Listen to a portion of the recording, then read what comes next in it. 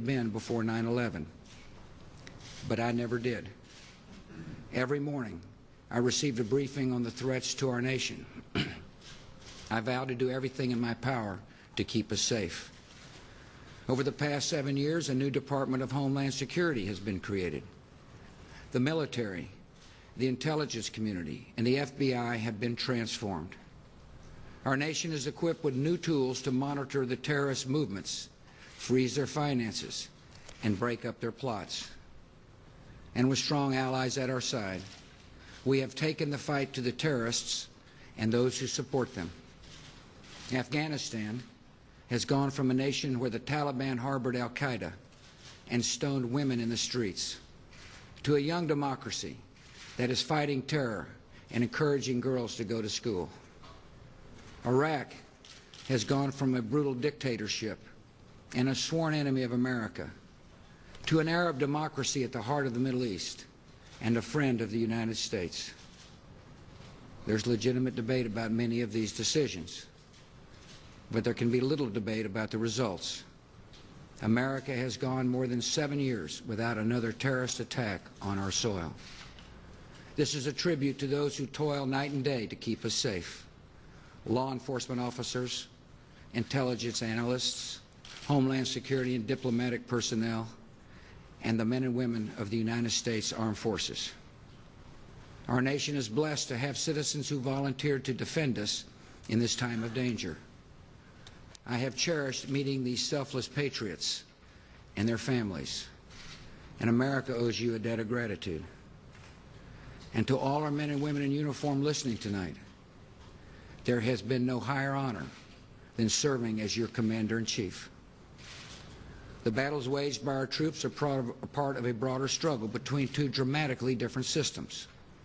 Under one, a small band of fanatics demands total obedience to an oppressive ideology, condemns women to subservience, and marks unbelievers for murder. The other system is based on the conviction that freedom is the universal gift of Almighty God, and that liberty and justice light the path to peace. This is the belief that gave birth to our nation, and in the long run, advancing this belief is the only practical way to protect our citizens. When people live in freedom, they do not willingly choose leaders who pursue campaigns of terror. When people have hope in the future, they will not cede their lives to violence and extremism. So around the world, America is promoting human liberty, human rights, and human dignity.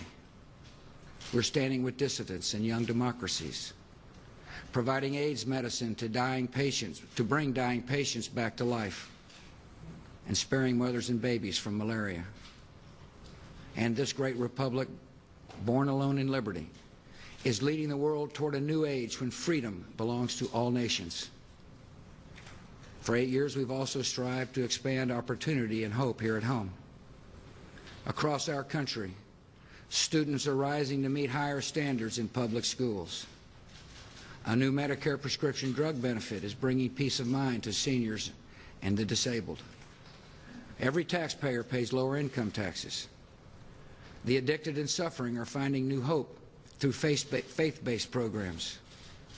Vulnerable human life is better protected. Funding for our veterans has nearly doubled. America's air and water and lands are measurably cleaner.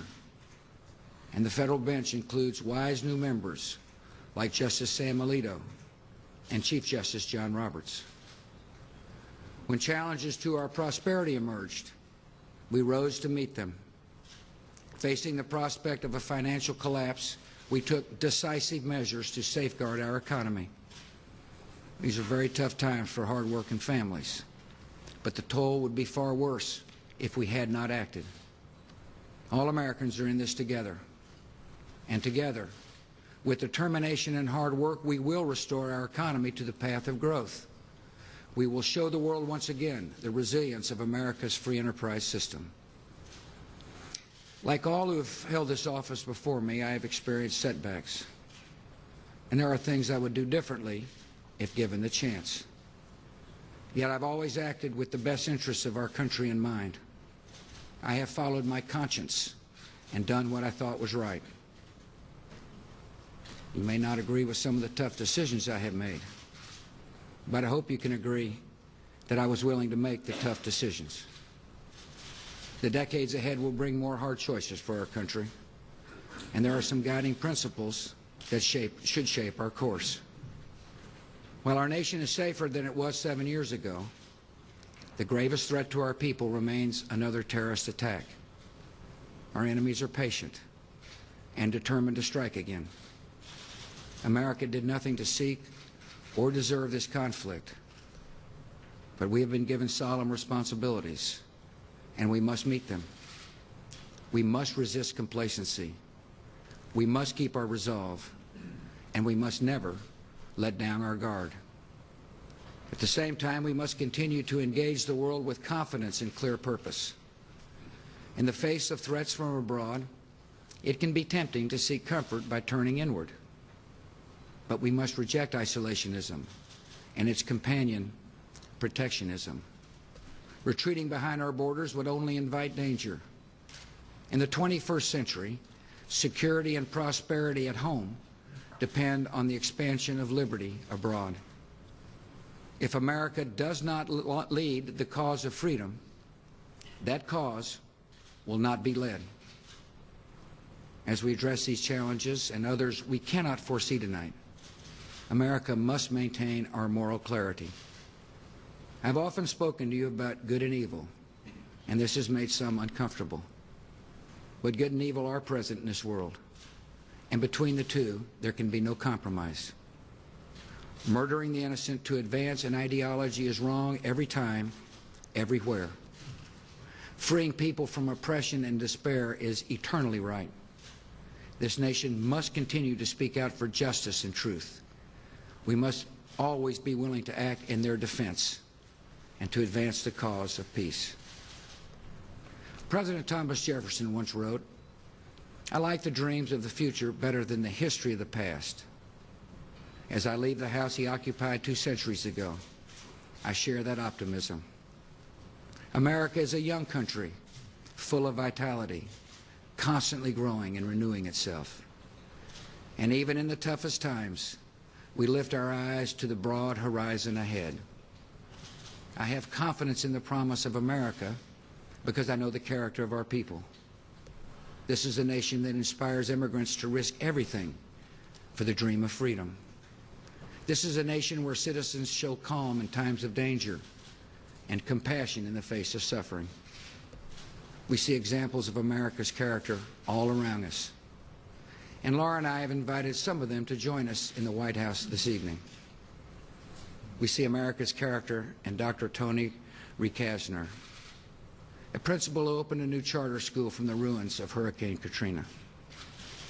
We see it in Julio Medina, a former inmate who leads a faith-based program to help prisoners returning to society.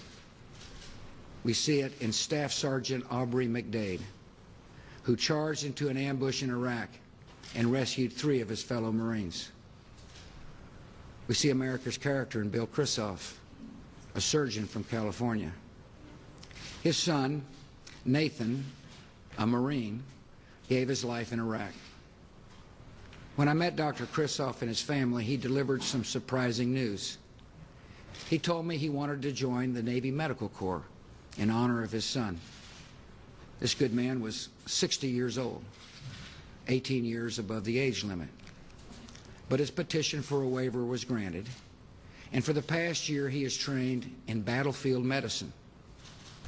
Lieutenant Commander Krisoff could not be here tonight because he will soon deploy to Iraq, where he will help save America's wounded warriors and uphold the legacy of his fallen son.